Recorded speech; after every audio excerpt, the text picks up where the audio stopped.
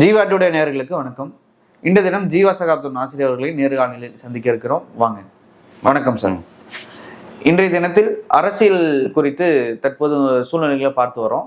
பெரும்பான்மையாக தாவேக தலைவர் விஜய் அவர்கள் இருக்காங்க. 108 இடங்களை பெற்று 108 இடத்துல இருக்கிறாரு. 2ஆம் இடத்துல திமுக திராவிட முன்னேற்ற கழகம் 73 இடங்களை பெற்று 2ஆம் இடத்துல இருக்குது. 3ஆம் இடத்துல அதிமுக இருக்குது. இப்போ பெரும்பான்மைக்கு 118 இடங்கள் தேவைப்படுது.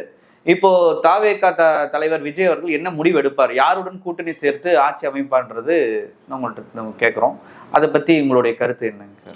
இல்லை, அவருக்கு என்ன முடிவு எடுப்பாரு அப்படிங்கிறத விட எத்தனை வாய்ப்புகள் அவருக்கு இருக்கு, எத்தனை வாய்ப்புகளை டெல்லி தரும், ஆளுநர் எப்படி இதை அணுகுவார் அப்படிங்கிற பார்வையோட அணுகணும்னா நம்ம மக்களுக்கு அந்த அரசியலை சொல்லி தரலாம். என்னன்னு கேட்டிங்கன்னா, இப்போ விசிக்கு எத்தனை இருக்கு? 2 இடங்கள். 2 இடதுசாரிகளும் சேர்த்து 4. அடுத்து காங்கிரஸ் 5 5 இருக்காங்களா? 5 இருக்காங்க. 5. முஸ்லீம் லீக் 2. இவங்கெல்லாம் திமுக கூட்டணியில். அவங்க இதில் பாஜக 1, பாமக 4. ஓகே. ஸோ இப்போ அவங்க யார் பக்கம் போக வாய்ப்பு இருக்கு? காங்கிரஸ் மட்டும் விஜய்க்கு வந்து தொடக்கத்துல இருந்து என்ன சொல்றாங்க, சிக்னல் கொடுத்துக்கிட்டே இருக்கிறாங்க. கண்டிப்பாக நாங்கள் வர ரெடிங்கிற மாதிரியான விஷயத்தை கொடுத்துக்கிட்டே இருக்கிறாங்க. அறிவாலயத்தில் இன்னைக்கு கூட சந்திச்சிருக்கிறாங்க எல்லா கூட்டணி கட்சி தலைவர்களும். சந்தித்த போது காங்கிரஸ் மட்டும் மேலிடத்தை கேட்டு முடிவு செய்வோம் இருக்காங்க. மற்றவங்களாம் நாங்கள் இந்த கூட்டணி தான் இருப்போங்கிற மாதிரி சொல்லியிருக்காங்க. அந்த செய்தி நீங்கள் பார்த்தீங்கன்னான்னு தெரியல, அந்த மாதிரி சொல்லியிருக்கிறாங்க. இப்போ விஜய் வந்து திமுக கூட்டணியோட வைத்துக்கொள்ள சீட் எடுக்க போறாரா, இல்லை பிஜேபி அதிமுக எடுக்க போறாராங்கிறதா கேள்வி. இப்போ பாஜக அதிமுகவை பொறுத்தவரையும் பார்த்தீங்கன்னா உங்களுக்கு சீட்டு எப்படி எடுக்க முடியும்? பாமக மட்டும் இருக்கு. தேமுதிக கூட வர தயாரில்லைன்னு சொல்லியிருக்காங்க திமுக கூட்டணியில், ஏதோ இன்னும் உறுதியாக சொல்லலை. ஆனால் வந்து பாமகவில் இருக்கக்கூடிய 5 4 பாமகவுக்கு 4. இப்போ அந்த 4 சீட்டை வச்சு இவர் ஒன்றும் பண்ண முடியாது. அப்போ அதிமுகலேருந்து ஏதாவது ஒரு 17 16 சீட்டாவது எடுக்கணும். 15 சீட்டாக தனியாக வாங்கணும், ஒரு அணி மாதிரி ஃபார்ம் பண்ணணும். அங்கே வந்து இப்போ எத்தனை 53 சீட்டா அதிமுக? ஆமாம், 53. அப்போ 1/3னா 16 சீட்டாவது 17 சீட்டா தனி ஒரு அணியா வந்து தான் அவங்க பண்ண முடியும். இல்லைன்னா கட்சி தாவல் தடை சட்டம் வரும். ஸோ அப்போ அப்படி ஒரு வேலையை அமித்ஷா பிஜேபி பண்ணுமா? ஒரு தனி அணியாக்குவாங்களா? சிண்டைகளை உருவாக்குற மாதிரி வேலுமணி தலைமையில் ஒன்று உருவாக்குவாங்களா அப்படிங்கிற மாதிரியான ஊகங்கள் போய்கிட்டு இருக்கு. அப்படி பண்ணா பாமக அதிமுக இன்னொரு அணி எல்லாம் சேர்ந்து விஜயோட கூட்டணி வச்சு சிஎம் டெப்டி சிஎம்ங்கிற மாதிரி பதவிகளை இது பண்ணிக்கலாம். அது மட்டும் இல்லை, அப்படி போறதுக்கான விஷயம் வந்து கவனிச்சிங்கன்னா பாமக வந்து சும்மா இருக்காது. சௌமியா அன்புமணிக்கு துணை முதலமைச்சர் கேட்பாங்க, அப்படி டிமாண்ட் கேட்க வாய்ப்பு இருக்கு. ஏன்னா அவங்களுக்கு இதெல்லாம் ஒரு வாய்ப்பு. இப்படி ஒரு சூழ்நிலை எப்போ வேற எப்போ கிடைக்கும் போது வாய்ப்பு பாமகவுக்கு இப்படி ஒரு சூழல். அதனால பாமகலாம் கண்டிப்பா டிமாண்ட் பண்ணும், நான் வரதா இருந்தா டெப்டி சிஎம் ஆக்குங்க, நீ துணை முதலமைச்சர் ஆக்குங்க. சௌமியா அன்புமணி ஜெயிச்சிருக்காங்கல்ல? ஆமா, ஜெயிச்சிருக்காங்க. அவங்க ஜெயிச்சிருக்கும் போது அவங்க என்ன கேட்பாங்க, நான் எம்எல்ஏ தானே, நீ துணை முதலமைச்சர் ஆக்குங்க அப்படிங்கிற டிமாண்ட் கூட வைக்கலாம். ஆனா அந்த விஷயத்துல கவனிச்சு பாருங்க, சௌமியா அன்புமணியை வந்து நீங்க டெப்டி சிஎம் ஆக்குறீங்க, பாமகவோட அமைச்சர் இதை பகிர்ந்துக்கிறீங்கன்னா, தாவைக்காவுக்கு வட தமிழகத்துல நல்ல வாக்குகள் கிடைச்சிருக்கு, குறிப்பா தலித்துகள் வாக்குகள் கிடைச்சிருக்கு அப்படிங்கிறது தான் தொடக்கத்துலதே அவங்க சொல்றது. தலித்துகள் ஃபுல்லா விஜய் பக்கம் இருக்கிறாங்க. நிறைய பொது தொகுதியில கூட தலித்துகளை நிறுத்தி வச்சிருக்கிறாங்க. மற்ற கட்சிகளாம் நிறுத்தாது. அதனால தலித்துகள் வந்து பாருங்க, திமுகல பெரிய பெரிய பொறுப்புகள் கிடைக்காத தலித்துகள்லாம் விஜய் பக்கம் நகர்ந்துட்டாங்க. அவங்களாம் விஜய் ரசிகர்கள் கிடையாது. ஒரு பொறுப்பு இங்க நீ புதுசா வர கட்சியில தான் இந்த மாதிரி வாய்ப்பு இல்லாத சமுதாயங்களுக்கு கிடைக்கும்ட்டு வந்திருக்கிறாங்க. இப்ப நீங்க சௌமியா அன்புமணியை துணை முதலமைச்சர் ஆக்குனீங்கன்னா, அப்ப இந்த தலித் இளைஞர்களுக்கு இயல்பா அங்க வட தமிழகத்துல இருக்கக்கூடிய ஆன்டி PMK கான்சியஸ் இருக்கும். அப்ப அது எப்படி செட் ஆகும் அப்படிங்கிற ஒரு கான்செப்ட் இருக்கும். அப்போ உங்களுக்கு வாக்களித்த அல்லது உங்களை நம்பி இருக்கக்கூடிய பல தலித் இளைஞர்களுக்கு அது அதிருப்தி ஏற்படுத்த ஒரு விஷயம். ஆனா அதை பத்திலாம் விஜய் கவலைப்படுவாரா அப்படிங்கிறது தெரியல. எப்படியாவது ஆட்சியை தக்க வைக்கணும். இப்ப மேஜிக் நம்பர் வேணும். வெறும் 109 108 மட்டும் வச்சு அவரால் பண்ண முடியாது. அப்ப மேஜிக் நம்பர் வேணும்னா சௌமியா அன்புமணியை துணை முதலமைச்சருங்கிற மாதிரி டிமாண்டை கண்டிப்பா அன்புமணி வைப்பாருன்னு தான் சொல்றாங்க. அன்புமணிலாம் கேட்கக்கூடியவங்க தான் அவங்க வந்து அப்படிலாம். ஏன்னா இல்லைன்னே நான் இதுக்கு ஒரு ஆதாயம் இல்லாம தரணும். உங்களுக்கு கிட்டத்தட்ட பாமக விஜய் டீலிங்கே நம்ம பாத்தீங்கன்னா, காடுவெட்டி குருவனுடைய மருமகன் கூட சொல்லியிருந்தாரு, பெரம்பூர்லயே திலகபாமா நிப்பாட்டி இருந்தாங்க. அதுவே வந்து பாத்தீங்கன்னா விஜய் ஜெயிக்கணும், டிஎம்கேக்கு வந்து டிஎம்கே எதிர் ஓட்டை வந்து வேற யாரும் பிரிச்சிடக்கூடாது, விஜய்க்கே டிஎம்கே எதிர் ஓட்டு ஃபுல்லா விழுந்துடணும் அப்படின்னு ஸ்ட்ராங்கா ஒரு ஏடிஎம்கே நிப்பாட்டல அவங்க. திலகபாமான்னு பாமக சம்மந்தம் இல்லாம நிப்பாட்டி அப்பயே அவரு வேலையை பார்க்காம அது பண்ணி விட்டுருப்பாங்க. அப்ப ஆல்ரெடி டீலிங்லாம் இருக்கு. விஜய்க்கும் பாமக டீலிங் இல்லைன்னு சொல்ல முடியாது. திலகபாமா மாதிரி அவங்க நிப்பாட்ட மாட்டாங்க இல்லையா, ஏடிஎம்கே தான் நிப்பாட்டிருப்பாங்க. எதுக்கு அந்த தொகுதியை போய் கேட்கறாங்க? அவங்களுக்கு வெற்றி வாய்ப்பு இல்லாத தொகுதி ஏன் கேட்கறாங்க? அப்ப அப்பயே விஜய் எல்லாம் ஜெயிக்கிட்டோங்கிறது ADMK plan, BJP plan. Vijay அதிக சீட்டு வரணும், விஜய் ஒரு மாதிரி சட்டமன்றத்துக்குள்ள வரணும், எதிர்கட்சி ஆகணும் இல்லது ஆளுங்கட்சி ஆகணுங்கிறது ஒரு பாஜக டெல்லி விரும்புது. திமுக அதிமுகல ஏதாவது ஒரு திராவிட கட்சியை ஒழிக்கணும், இந்த திராவிட கான்செப்டை இல்லாமக்கணுங்கிறதா பாஜகவின் திட்டம். அப்படி இருக்கிறப்ப உங்களுக்கு வந்து இப்ப இயல்பா அவருக்கு இருக்கிற வாய்ப்பு வந்து பாமகவோட இருக்கு. ஆனா பாமகவுடைய ஆதரவோட பண்ண முடியாது. அதிமுகவை பிரிக்கணும். அதிமுகவை பிரிக்க முடியுமானா 1/3 பிரிச்சாங்கன்னா 16-17 சீட்டு மாதிரி தனியா அவங்க ஒரு அணி மாதிரி ஆரம்பிச்சு, இந்த அதிமுக ஜெயலலிதா காலத்துல விஜயகாந்த் கட்சி தேமுதிக தனி, அருண் பாண்டியன் இவங்க எல்லாம் தனி அணியான மாதிரி அப்படி ஒரு கான்செப்ட் நடக்க வாய்ப்பு இருக்கு. அதை செய்வதற்கு பாஜக, அமித்ஷா இவங்க எல்லாம் பிளான் பண்ண வாய்ப்பு இருக்கு. மகாராஷ்டிரால உடைச்சவங்க தானே, சிண்டைகளை உருவாக்குனவங்க தானே, அங்க இருந்து ஆளுங்கட்சியவே காலி செஞ்சவங்க தான் அவங்க. ஸோ இந்த மாதிரியான வேலைகள்லாம் செய்வதற்கான வாய்ப்புகள் அதிகம்னு பேசப்படுது. இதுதான் பாசிபிலிட்டிஸ். ஏன்னா இப்போ ஃப்ளோர் டெஸ்ட், இப்போ ஆளுநர் கூப்பிட்டுருக்காருன்னா ஒன்று 118 எம்எல்ஏக்கள் ஆதரவோட போகணும், இல்லைன்னா இவர் ஃப்ளோர் டெஸ்ட் வச்சு தனக்கான இதை நிரூபிக்கணும். பெரும்பாலும் கடிதம் தான் கேட்பாங்க தொடக்கத்தில். இப்போ அவருக்கு வந்து அவர் கொடுக்கப்பட்ட நாள் என்ன, ஒரு வாரம் கொடுப்பாங்க, 10 நாள் கொடுப்பாங்கன்னு வச்சுக்கோங்களேன், 2 வாரம் வரையும் கூடன்னு. அதற்குள்ள அவர் இதெல்லாம் பேசி முடிச்சாகணும். பாமகவா, பாமக வித் ஏடிஎம்கேவா, இது ஒரு வாய்ப்பு இருக்கு. அந்த ஏடிஎம்கேக்கான வாய்ப்பு கொஞ்சம் அதிகமாவே இருக்குன்னு ஏன் சொல்லலாம்னா, இங்க ஆதவ அர்ஜுனா இருக்காரு, அங்க லீமா ரோஸ் இருக்கிறாங்க, இங்க ஆதவ அர்ஜுனா இருக்காங்க. ஆமா, அவங்க பெரிய கோடீஸ்வரங்க. ஆதவ அர்ஜுனா, லீமா ரோஸ், அப்புறம் அவங்களுடைய மகன் அங்க பாண்டிச்சேரி உறவினர்லாம் இருக்காங்கல்ல கட்சி, எல்லாருமே வந்து பாத்தீங்கன்னா அடையாளமே கோடீஸ்வரங்கிறது தானே, பணக்காரருங்கிறது தானே. அப்ப அவங்களால இந்த மாதிரி விஷயங்களை செய்ய முடியுமா அப்படின்னு கேட்டா வாய்ப்பு அதிகம் இருக்கு. ஆதவ அர்ஜுனா போன்றவர்கள் பிஜேபியோட நெருக்கமா இருக்கிறாங்க. பிஜேபியோட நெருக்கமா இருக்கிற ஒருத்தர் செங்கோட்டையன். அவர் எடப்பாடியோட தான் நெருக்கமா இல்ல, அமித்ஷாவோட நெருக்கமா இருக்காருல்ல. அப்ப நல்லா யோசிச்சு பாருங்க, அமித்ஷா இங்க இருக்கிறாரு, செங்கோட்டையன் இங்க இருக்கிறாரு, ஆதவ அர்ஜுனா இங்க இருக்கிறாங்க, அவங்க லீமா ரோஸ் ஏடிஎம்கேல இருக்கிறாங்க. இவங்க எல்லாருமே இதாகிறாங்களா, லீமா ரோஸ், ஆதவ அர்ஜுனா, செங்கோட்டையன் அமித்ஷா, ஆதவ அர்ஜுனா அமித்ஷா, லீமா ரோஸ், பேசிக்கா கோடீஸ்வரங்க பாஜகவோட நெருக்கமா இருக்கிறது ஒன்றும் ஆச்சரியம் கிடையாது. ஸோ அப்ப அப்படி ஒரு அணியை ஆரம்பித்து விஜயை அவங்க தக்க வைக்கலாம். 118 119 சீட்டு கொண்டு வந்து பாமக துணை முதலமைச்சர் சௌமியா அன்புமணி அப்படி கொண்டு வந்தாங்கன்னா இந்த ஆட்சியின் தொடக்கமே இமேஜ் போயிடும்.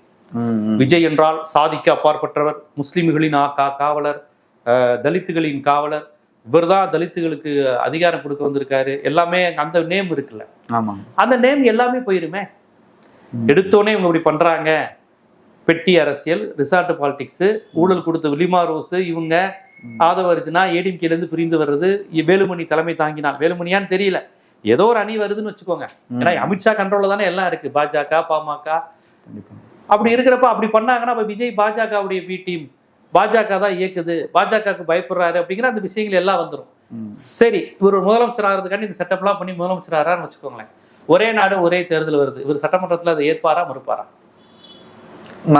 கூட்டணியில தான் கண்டிப்பா அதை ஏத்துக்கிட்டு தான் ஆகணும்.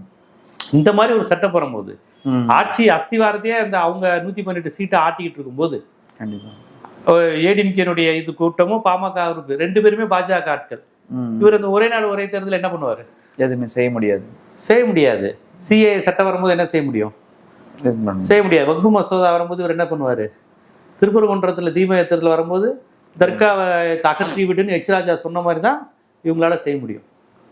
அப்ப இவருக்கான இமேஜ் டோட்டல் அவுட். இவர் வந்து மதச்சார்பற்றவர், பாஜக எதிர்ப்பாளர், தலித்துகளின் தோழர், முஸ்லிம்களுக்கு பாதுகாவலருங்கிற அந்த இமேஜ் டோட்டல் அடியாயிரும். இது ஒரு வாய்ப்பு.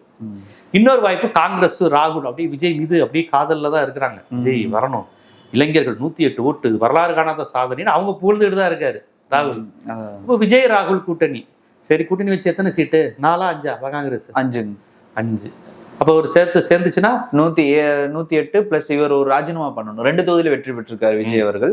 அப்போ ஒருத்தர் 107, அப்போ 11 தொகுதிகள் வந்து வேணும், தேவைப்படுது. 5 தொகுதி தான் காங்கிரஸ் இருக்கிறாங்க. அப்படின்ற போது அப்பவும் 6 தொகுதிகள் அவங்களுக்கு தேவைப்படுது. 112, அப்ப 6 தொகுதி திருப்பி தேவைப்படுது கண்டிப்பா. அப்ப அந்த 6 தொகுதிக்கு எங்க போவாங்க? அப்போ விடுதலை சிறுத்தைகள் கம்யூனிஸ்டுகளுக்கு சேர்த்து 6 வருதுன்னு வச்சுக்கோங்க. அந்த 6 கரெக்டா வருதுன்னு அவங்களோட சேர்றாங்கன்னு வச்சுக்கோங்க. அவர்களுடன் சேருவதை ஆளுநர் பாஜக விரும்புவாங்களா, இல்ல விஜயே வந்து காங்கிரஸுடன் சேருவதை விரும்புவாங்களா அப்படிங்கிற ஒரு கேள்வி. ஏன்னு கேட்டீங்கன்னா, இப்படி ஒரு பெரும்பான்மை ஆதரவு பெறாத விஜய் டெல்லியை பகிச்சுக்கிட்டு எப்படி ஆட்சி செய்ய முடியும்னு நினைப்பாங்கல்ல. மெஜாரிட்டி இல்லாத நிலையில் டெல்லி நம்மளை என்ன வேணாலும் பண்ணலாங்கிறப்ப கொஞ்சம் அட்ஜஸ்ட் பண்ணி போக வேண்டிய தேவையும் இருக்கு. இவர் கொள்கை ரீதியாகவும் பாஜகவை எந்த அளவுக்கு இந்துத்துவ அடிப்படையில் எதிர்க்கிறாருன்னு நமக்கு தெரியல. இது வந்து வேற வழியில் இவர் நாற்காலிக்கே இப்ப ஆளுநரை நம்பி இருக்கிறாங்க. அப்போ அந்த ஆளுநரை வந்து இவர் காங்கிரஸோட போறது விஜயே விரும்புவாரான்னு தெரியல இப்போதைக்கு. பிஜேபி காங்கிரஸ் ஆட்சி தமிழ்நாட்டில் வர்றது பிஜேபி விரும்புமா? விரும்ப மாட்டாங்க. திமுக எந்த அளவுக்கு எதிர்க்கிறாங்களோ அந்த அளவுக்கு காங்கிரஸ் எதிர்ப்பாங்க. காங்கிரஸ் முத்து இந்தியா, காங்கிரஸ் இல்லாத இந்தியா தானே பாஜகவினுடைய நோக்கமே. அப்படி இருக்கும்போது காங்கிரஸோட சேர்ந்து ஒரு ஆட்சி அமையறத பாஜக ஆதரிக்குமா? ஆளுநர் வந்து அதை ஏற்றுக்கொள்வாங்களா? அது இருக்கிற காங்கிரஸ் ஆட்சியவே பிஜேபி ஆட்சியா மாத்திட்டு வருது ஒவ்வொரு மாநிலத்திலையும். அப்படி இருக்கும்போது விஜய் மாதிரி ஒருத்தர் தொக்கா மாட்டி இருக்கிறப்ப அவங்களுக்கு ஒரு பெரும்பான்மை இல்லாம சிக்கியிருக்காரு கரெக்டா. இந்த நிலையில் வந்து ரொம்ப அழகா காங்கிரஸுக்கு அமைச்சர் பதவி 2 அமைச்சர் பதவி வாங்கிட்டு 67 இருந்து அதிகாரத்தில் இருந்த காங்கிரஸுக்கு மிகப்பெரிய அளவில் அதிகாரத்தில் பங்கு தருவதற்கு பாஜக முயற்சி பண்ணுமா? அமித்ஷா விரும்புவாரா? மோடி விரும்புவாரா? இந்த ஆளுநர் விரும்புவாரா? அதை எப்படினாலும் பிரச்சனை பண்ணுவாங்கல்ல. அப்படியே காங்கிரஸோட சேர்ந்து திமுக கூட்டணி கட்சிகள்லாம் வருதுன்னே வச்சுக்கோமே, அது கிட்டத்தட்ட அகைன் ஒரு டிஎம்கே கவர்மெண்ட் மாதிரி தானே இருக்கும். Congress anti BJP, Congress anti BJP விடுதலை சிறுத்தைகள், ஆன்டி பிஜேபி இடதுசாரிகள், ஆன்டி பிஜேபி முஸ்லீம் லீக் வருமானு தெரியல, சரி வருதுன்னே வச்சுக்கோங்க. அப்ப கிட்டத்தட்ட அது ஒரு திமுக கூட்டணி சட்டசபை மாதிரி தானே இருக்கும். திமுக தான் அந்த இடத்துல இல்ல, அந்த இடத்துல தாவேகா இருக்கு. அப்ப திருப்பி திமுக அல்லாத ஒரு திமுக ஒரு ஆட்சி நடக்குது. இது ஆளுநரும் பிஜேபி விட்டுருவாங்க. திமுகவை விரட்டணும்னு நினைச்சதே இந்துத்துவத்துக்கு எதிராக இருக்கிறாங்க, டீலிமிட்டேஷனுக்கு எதிராக இருக்கிறாங்க, ஒரே நாடு ஒரே தேர்தலுக்கு எதிராக இருக்கிறாங்க. தொடர்ச்சியா நம்மளுடைய எல்லா மசோதாக்களும் வக்பு மசோதா எல்லாத்துக்கும் குரல் கொடுக்குறாங்க, நீட்டுக்கு எதிர்க்கிறாங்க. இதெல்லாம் தானே சொல்லி தானே பாஜக எதிரியா பாக்குது திமுகவை. இப்ப விஜய அதே அரசியலை பண்ண விட்டுருவாங்களா? அவங்க மாற்றத்திற்கான அரசியல் தான் வந்திருக்கிறாரு, அப்போ அதை செய்ய விட்டுருவாங்களா அப்படின்ற கேள்வி எழும்புது. மாற்றத்துக்கான அரசியல் இல்ல, திமுக அரசியல்ல திருப்பி வரும். உங்களுக்கு கணக்கு புரியலையா? திமுக கூட்டணி கட்சிகளா சேர்ந்தா திமுக என்ன சட்டசபையில இது பண்ணுமோ அதான். இப்ப விடுதலை சிறுத்தைகள் வந்து ஒரே நாடு ஒரே தேர்தலில் ஆதரிக்க மாட்டாங்க, வக்பு மசோதால பிஜேபி ஆதரிக்க மாட்டாங்க, கிறிஸ்தவ தொண்டு நிறுவனங்களுக்கு எதிரான மசோதாக்கள் விடுதலை சிறுத்தைகளும் இடதுசாரிகளும் விடவே மாட்டாங்க, தொழிலாளர் நல சட்டங்களுக்கு எதிராக பிஜேபி கொண்டு வர்றதை இடதுசாரிகளும் திரும்ப விட மாட்டாங்க. அப்ப விஜயனுடைய சட்டசபையால விஜயோட ஆட்சியால பாஜகக்கு என்ன லாபம்? இப்படி கஷ்டப்பட்டு சேர்த்து வைப்பாங்களா? அதனால விஜயே பயப்படுவார். காங்கிரஸ் திரும்ப பிஜேபி எதிர்ப்பாளர்கள்லாம் சேர்ந்து ஒரு ஆட்சி மாதிரி அமைஞ்சிடக்கூடாதுன்னு அவரே பயப்படுவார். எடப்பாடியே சேர்த்துக்கிட்டு பண்ணலாமா அப்படின்னு கூட அவங்க யோசிப்பாங்க. ஆனா எடப்பாடி ஏற்றுக்கொள்ள மாட்டார்னு நினைக்கிறேன். ஏன்னு கேட்டீங்கன்னா, அவரு தனக்கு போட்டியா ஓபிஎஸ்ஏ வரக்கூடாதுன்னு நினைச்சுதான் கட்சியை விட்டு இது பண்றாரு. தனக்கு போட்டியா செங்கோட்டையனே வரக்கூடாதுன்னு சொல்லிதான் அவர் வரட்டி விடுறாரு. தனக்கு போட்டியா சசிகலாமா இருந்துடக்கூடாது, திருப்பி அந்த காலகட்டம் வந்துடும், சசிகலாமா வேணாங்கிறாரு. டிடிவி தினகரனை கட்சியில சேர்த்துக்க மாட்டேங்கிறாரு, சசிகலாவை வேணாங்கிறாரு, ஓபிஎஸ் வேணாங்கிறாரு, செங்கோட்டையனே வேணாங்கிறாரு. யாருமே என்னை தவிர்த்து பர்சனாலிட்டியா ஆளுமையா இருந்துடக்கூடாது, எனக்கு மட்டும் தான் கட்சின்னு நினைக்கிறாரு இபிஎஸ். அப்படி இருக்கிறப்ப பாஜக வந்து விஜயோட சேர்ந்துக்கோங்க அப்படின்னு சொல்லி விஜய முதலமைச்சரா ஏத்துக்கிட்டா, அப்ப இவ்வளவு நேரம் அவர் காப்பாத்தி வச்சிருந்த அதிமுகங்கிற இது போயிரும்ல அவருக்கு. விஜய முதலமைச்சர் சொன்னா எடப்பாடியோட கிரெடிட் போயிரும்ல. 54 வருஷ கட்சி வந்து 2 வருஷ கட்சியை வந்து தலைமை ஏற்றுக்குமா? இன்னைக்கு அவங்க வாக்கு விழுக்காடு குறைஞ்சிருக்கலாம், அடுத்த தேர்தலில் கூடலாம்ல. 96ல ஒண்ணுமே இல்லாம போன அதிமுக 2001ல வீறு கொண்டு எழுந்து வரலையா? அதனால இந்த 2 வருஷ கட்சிக்காக இவங்க துணை முதலமைச்சர் இறங்கி போயிட்டாருன்னா அடுத்து எப்படி இங்க ஒரு முதலமைச்சர் ஆவாரு? துணை முதலமைச்சர் ரேஞ்சுக்கு போயிட்டீங்கன்னா அடுத்து நீங்க முதலமைச்சர்னு சொல்றதை எப்படி மக்கள் ஏத்துக்குவான்? விஜய்கிட்ட டெப்டி சிஎம் இருந்தவர் தானே சொல்லிடுவாங்கல்ல. அதனால எடப்பாடி இதை ஆதரித்துட்டு ஒரு 5-6 அமைச்சர்கள் வாங்கிட்டு துணை முதலமைச்சர் வாங்கிக்கிறீங்கிற மாதிரி கொண்டு போவாங்களான்னா அது எடப்பாடிக்கு கீழே இறங்கிடும். அவர் இப்ப எப்படி இருந்தாலும் ஒரு சிஎம் கேண்டிடேட், அடுத்த எலெக்ஷன் தான் அவர் சிஎம் கேண்டிடேட். டெப்டி சிஎம்மா இருந்தவரை போய் நீங்க சிஎம் கேண்டிடேட்டா விஜய்கிட்ட டெப்டி சிஎம்மா, அவங்க கட்சியில டெப்டி சிஎம்மா இருந்தா கூட பரவாயில்ல. விஜய் ஒரு நடிகர், இவங்களுக்கு அப்புறம் உருவான ஒரு கட்சி, அந்த கட்சியில போய் ஒரு டெப்டி சிஎம் எப்படி இருப்பாரு? அதை கொஞ்சம் எடப்பாடி யோசிப்பாரு, கிரெடிபிலிட்டி போயிருமே. என்னதான் பாஜக அழுத்தம் கொடுத்தா கூட அவர் யோசிப்பாருங்கிறதா என்னுடைய கருத்து. அப்ப அப்படி போகும்போது அதிமுக உடைச்சிட்டு தான் போகணுங்கிற அந்த ஒரு கான்செப்ட் இருக்கு. அப்போ ஆதவ அர்ஜுனா, லீமா ரோஸ், செங்கோட்டையன், அமித்ஷா இவங்கெல்லாம் பிளான் பண்ணி ஆளுநர் கொடுக்குற டயத்துக்குள்ள அதிமுக வந்து என்ன எம்எல்ஏகள் அப்படிங்கிற மாதிரியான விஷயங்கள் நடக்க வாய்ப்பு இருக்கு. அதிமுகவை தனி அணியா ஒரு அணி உருவாக்கி விஜயோட போக வைத்து அவங்களுக்குள்ள ஷேர் பண்ணி துணை முதலமைச்சரா சௌமியா அன்புமணி போன்றவங்களுக்கு கொடுத்துட்டு மற்றவங்களுக்கு அதிகாரமான அமைச்சர்களை கொடுத்துக்கிட்டு பண்ணுவதற்கான வாய்ப்புகள் அதிகம். இதை நான் ஏன் சொல்றேன்னா, நீங்க கேட்கலாம் விஜய் எப்படிங்க பாஜகவுக்கு ஆதரவா போவாரு அப்படிங்கிற மாதிரி நீங்க தொடர்ந்து கேட்கும்போது நான் அந்த ஒரு இது காமிக்கிறேன் உங்களுக்கு. அவருடைய மயிலாப்பூர் கேண்டிடேட் அவர் ஒரு நாளிதழுக்கு பேட்டி கொடுத்திருக்காரு. Venkatraman. Anti brahminism is an outdated ideology. TVK's Mylapore candidate Venkatraman. ஓப்பனா வந்துருச்சா? ஆன்டி பிராமன்ங்கிற கான்செப்ட் இங்க யார் பேசுறா? திராவிட இயக்கம், நீதி கட்சி, சுயமரியாதை இயக்கம், பெரியாருடைய திராவிட கழகம், திமுக. அப்ப திராவிட இயக்கத்தின் அடிப்படை கொள்கை பார்ப்பனர் அல்லாதோர், பார்ப்பனர் எதிர்ப்பு அரசியல், பெரியாருடைய அரசியல். இந்த கட்சியினுடைய கொள்கை தலைவர் யாரு? பெரியார். இவங்க கட்சியினுடைய கொள்கை தலைவர் பெரியாரு. பட் இந்த கட்சியினுடைய எம்எல்ஏ என்ன சொல்லியிருக்காரு? நான் பார்ப்பன ஆன்டி பிராமின் பேசக்கூடாதுங்கிறாரு. அப்ப பெரியாரை எதிர்க்கிறார். பெரியார இதுதான் விஜய் கட்சி. விஜய் கட்சியில யாரெல்லாம் பெரியார எதிர்க்கிறாங்களோ, யாரெல்லாம் திராவிட இயக்கத்தை அழிக்கணும்னு நினைக்கிறாங்களோ அவங்க எல்லாம் விஜயை வந்து கொண்டு வந்து முயற்சி பண்ணிக்கிட்டு இருக்கிறாங்க. இதெல்லாம் வந்து விஜயோட நாலேஜோட நடக்குதுன்னா சொல்ல மாட்டேன். விஜய்க்கு இதை புரிஞ்சுக்கிற அளவுக்கு என்ன இருக்கும் தெரியல. இப்படி பார்ப்பனர்கள் சூழ்ச்சி செய்யறாங்க, RSS பிளான் பண்ணுது, நாக்பூர் சதி செய்து ஒரு திராவிட கட்சிக்கு பதிலாக அவங்களை கொண்டு வராங்க அப்படிங்கிறதுலாம் விஜய் தெரிஞ்சோ தெரியாமலோ இதை எதிர்த்து அவர் கண்டன அறிக்கை விடுவாரா? விடமாட்டார். முதலமைச்சர் விஜயை விட ஸ்ட்ராங் ஆனவர் இந்த வெங்கட்ராமன் தான். விஜய் முதலமைச்சரே ஆனாலும் விஜயை இயக்குவர்கள் இந்த வெங்கட்ராமன் போன்றவர்கள் தான். இவர் சொல்றாரு பாருங்க, ஆன்டி பிராமணிசம் இந்த மண்ணில் எடுபடாது அப்படின்னு. இதுக்கெல்லாம் விஜய்கிட்ட கருத்தே கிடையாது. விஜய் நான் பிராமின், ஆனா அவர் இயக்குறவர் இந்த வெங்கட்ராமன்கிற இவர் தான். இது RSS ஐடியாலஜி. தமிழ்நாட்டுல RSS ஐடியாலஜி 1925 இருந்து வரல, எடுபடல. ஏன்னா 1925 இங்க சுயமரியாதை இயக்கம் உருவாச்சு. அப்ப இருந்து இங்க வரையும் இங்க நான் பிராமின் மூவ்மெண்ட் தான் ஆட்சி செய்யுது. அது காமராஜர் ஆட்சியா இருந்தாலும், ஓமாந்தூர் ராமசாமி ரெட்டியார் ஆட்சியா இருந்தாலும், அது நான் பிராமின் கான்சியஸ் உள்ள ஆட்சி தான். ஜெயலலிதா ஆட்சியே உங்களுக்கு வந்து 69% இடஒதுக்கீடை பாதுகாத்த ஆட்சி தான். புரியுதுங்களா? ஜெயலலிதா அம்மையாரு. அப்படி இருக்கும்போது இந்த தமிழ்நாட்டுல எப்படிடா அந்த திமுக அதிமுக அந்த திராவிடம், தமிழ் உணர்வு, இடஒதுக்கீடு, சமூக நீதி, ஆன்டி பிராமின் இந்த எப்படியாவது ஒட்டைக்கணும்னு பிஜேபி பிளான் பண்ணுது. அதுக்கு வந்து ஒரு வரமா வந்தவர் தான் நடிகர் விஜய். அழகா 108 சீட்டு, அதுவும் பாருங்க மெஜாரிட்டி கிடைக்கல.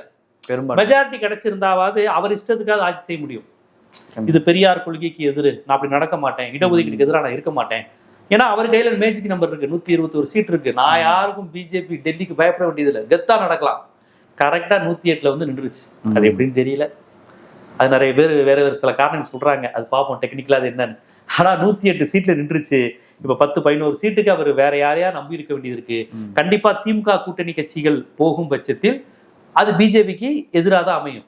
திமுக பிசிகா இடதுசாரிகள் போனாங்கன்னா ஆன்டி பிஜேபி சட்டமன்றம் தான் அமையும். அவங்களாம் விட மாட்டாங்க, பாஜக எதிர்ப்பாதான் இருப்பாங்க.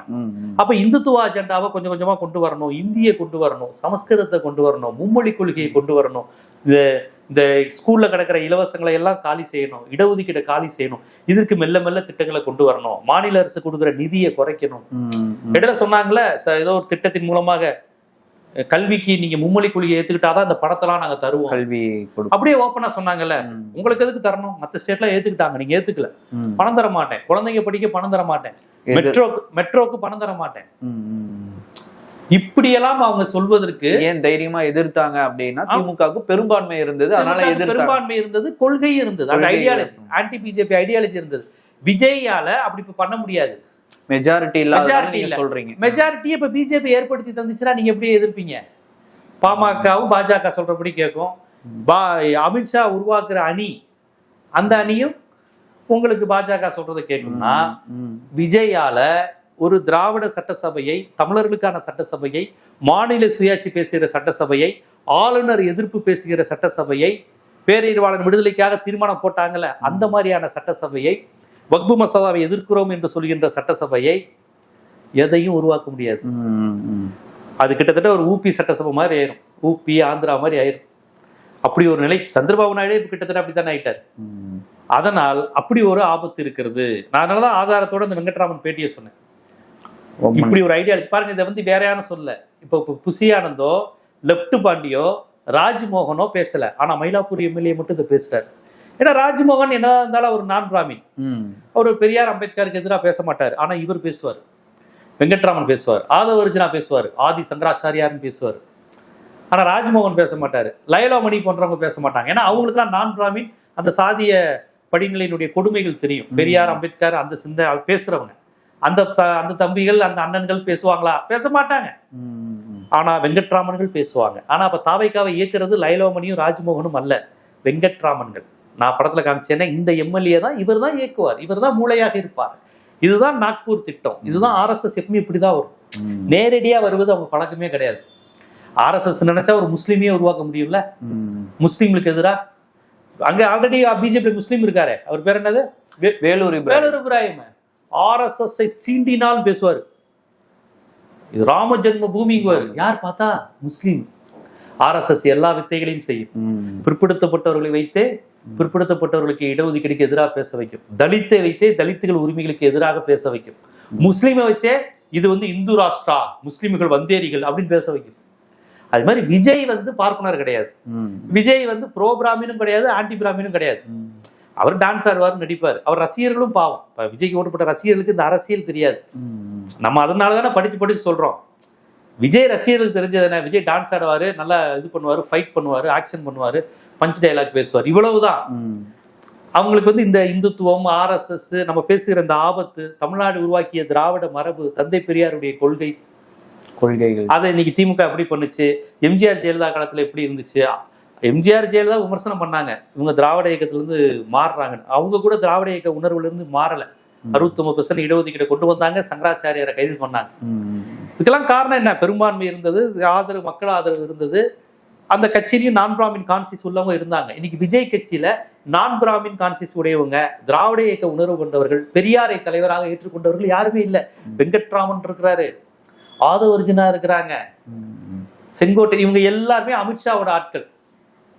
எம்ஜிஆருக்கு பின்னாடி KA மதியழகன் இருந்தாரு, நாவலர் நெடுஞ்செழியன் இருந்தாரு, RM வீரப்பன் இருந்தாரு தொடக்கத்துல இருந்தே. அரங்கநாயகம்லாம் அதுக்கப்புறம் வந்துட்டாங்க, அரங்கநாயகம் இருந்தாங்க. சே மாதவன், சுயமரியாதை திருமண சட்டத்தை மசோதா கொண்டு வந்த சே மாதவன் எம்ஜிஆர் பின்னாடி இருந்தாரு. பன்ருட்டி ராமச்சந்திரன் போன்ற இளைஞர்கள் ஈழத்தமிழ் அந்த விஷயம் பேசும்போது காளிமுத்து போன்றவர்கள் இருந்தாங்க. ஆனா விஜய்க்கு பின்னாடி வெங்கட்ராமன்கள் இருக்கிறாங்க.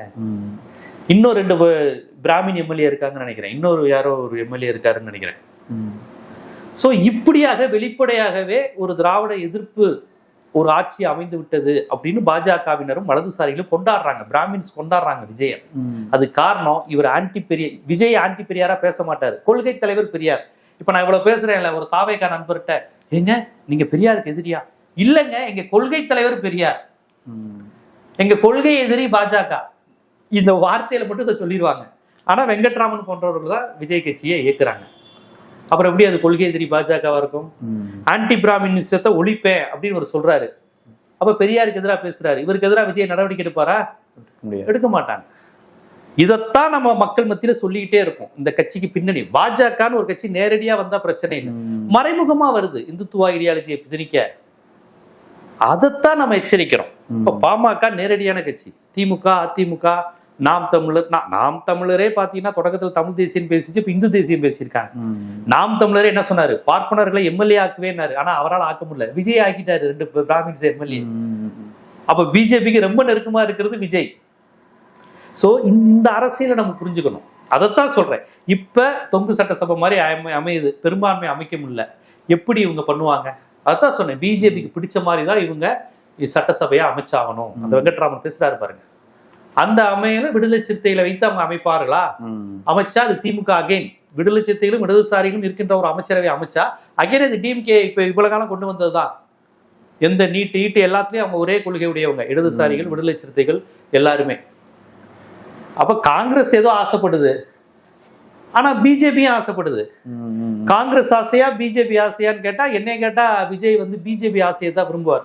அதை மீறி காங்கிரஸோட சேர்ந்து இப்படி ஒரு ஃபார்ம் அவர் பண்ணிட்டாருன்னா பிஜேபி அவரை நிம்மதியா கவர்மெண்ட் ஃபார்ம் பண்ண விடாது. ஏன்னா கவர்னர் யாரோட ஆளு? அவங்க பாஜகவோட ஆளு. சசிகலா இப்படி அதிமுக சட்டமன்ற உறுப்பினர்களாம் சேர்ந்து தேர்ந்தெடுத்தாங்க. ஆனா ஆளுநர் போய் மகாராஷ்டிரால உட்காந்துக்கிட்டாரு. அந்த அம்மாவை ஜெயிலுக்கு அனுப்புனாங்கல்ல, ஜெயிலுக்கு அனுப்புனதுக்கு அப்புறம் தான் வந்தாங்க. அதனால வேற வழி இல்லாம எடப்பாடியை கொண்டு வந்துட்டு போனாங்க. எடப்பாடி யாரோட ஆளா மாறினாரு? அமித்ஷா. மோடியோட ஆளா அமித்ஷாவோட ஆளா மாறிட்டாரு. அப்போ நீங்க சொல்றக்கூடிய எல்லா கருத்துக்களையும் பார்த்தோம்னா எடப்பாடி அவர்களுக்கு எதிராக அதிமுக ஒழித்து கட்டுவதற்கான வழிகள் தான் தாவேகாவுக்கு வந்து இப்போ ஒரு மெஜாரிட்டி வந்திருக்குது. அது அமித்ஷா அவர்களும் மோடி அவர்களும் திட்டமிட்டு செஞ்சிருக்கிறாங்கன்ற மாதிரி நீங்க சொல்றீங்க. இல்ல, இப்ப உள்ள நம்பர்ஸ் வந்து அவங்கள அப்படி நகர்த்திரும். 108ங்கிற அந்த நம்பர் இருக்குல்ல, அந்த 108 இன்னைக்கு பிஜேபிக்கு வந்து ஜாலி ஆயிரும். அவங்களுக்கு இங்க திராவிட சித்தாந்தம் கருத்தியல் அழியணும், இந்துத்துவா வரணும், எப்படியாவது ஆட்சியை பிடிக்கணும். நேரடியா வர முடியாது. அதுக்கு விஜய்ங்கிற, இப்ப விஜய்க்கு 108 இருக்கா, வா 500 எம்எல்ஏ நான் ஏற்பாடு பண்ணி தரேன் அப்படின்னு கொண்டு வருவாங்க. சோ இது எப்படி போனாலுமே விஜய்க்கு இது ஒரு இடியாப்ப சிக்கல் தான். அவர் எதை எடுக்க போறாரு? கொள்கையா, ஆட்சியா, அதிகாரமா? இல்ல பரவாயில்லங்க, நான் திருப்பி ரீஎலெக்ஷன் நடத்தி நான் மக்களை சந்திச்சு ஜெயிச்சுக்கிறேங்க, எனக்கு இப்படி வர பிடிக்கல, பிஜேபி தயவுல வர வேணாம், அப்படி காங்கிரஸும் திமுக கூட்டணியும் வர்றது வேணாம். ஏன்னா இந்த திமுக விமர்சனம் பண்ணி தான் வராரு. அப்புறம் இந்த திமுகவோட தயவுல நின்ன கூட்டணி கட்சிகளை சேர்த்தா மட்டும் அதை ஒரு தூய சக்திங்கிற தூய ஆட்சியா இருக்குமா? ஆரம்பத்துல தேர்தலுக்கு முன்பாகவே வந்து காங்கிரஸையும் விடுதலை சிறுத்தை கட்சியும் அழைத்த ஆட்சியிலும் பங்கு அதிகாரத்திலும் பங்குன்னு ஒரு கொள்கையை சொன்னவங்க தான் நீங்க விஜய் அவர்கள். அது இப்போ தற்போது அந்த ஐடியால எல்லாம் இருந்தாங்கிறதுலாம் உண்மைதான். ஆனா இப்ப இடியாப்ப சிக்கல் இருக்கே. செய்தார்கள் என்று சொன்னால் வந்து இப்ப வந்து அப்படி வந்துச்சுன்னா ஆளுநர் இவங்களை விட்டுருவாங்களா? இந்த வெங்கட்ராமன்கிற எம்எல்ஏ விட்டுருவாரா? இந்த வெங்கட்ராமன்கிற எம்எல்ஏ, அப்புறம் விஜயோட ஜோசியர் ஒருத்தர் இருக்காங்க, பேர் மறந்துட்டேன், அவரெல்லாம் ரொம்ப ஓப்பனா ஆன்டி பெரியார் இதெல்லாம் பேசக்கூடியவங்க தான். தேர்தல் களம் முடிந்த பிறகு அவர் தொடர்ச்சியாக வந்து ஒரு பின்னாடி வந்து எல்லா கோயில் தேவாலயங்களுக்கு எல்லாத்துக்கும் போயிட்டு இருந்தாரு.